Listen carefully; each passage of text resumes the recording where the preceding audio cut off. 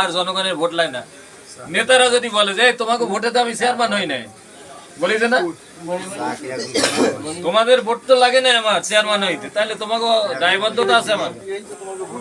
এমপিআইতে আমাদের ভোট লাগে না। ওই লোক বলছিল যে আমার ৯ নম্বরে আমরা ভোট দিইনি বলে আমাদের রাস্তা তাহলে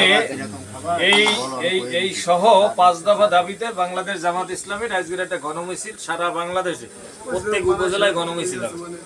তারই আলোকে আমরা ২টার সময় আমাদের লাউডক থেকে আমাদের ৪টে প্রোগ্রাম ২টায় লাউডক থেকে সলটক আছে। আপনাদের মধ্যে যদি কেউ যেতে চান ৫টা তো দেও, হ্যাঁ ৫টা তো দেও, ৫টা দেওয়ার এই জন্য আমরা একটু দাওয়াত দিতে আসছি। কালকের মনে হয় মাইকিং হয়েছে আপনাদের এখানে। মাইকে আব্দুল মালিক গেল করে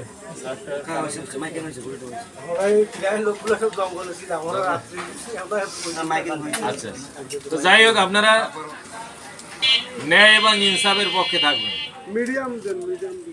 আমরা চাই প্রত্যেকটা মানুষ যাতে তার ন্যায্য অধিকার ফিরে পায়।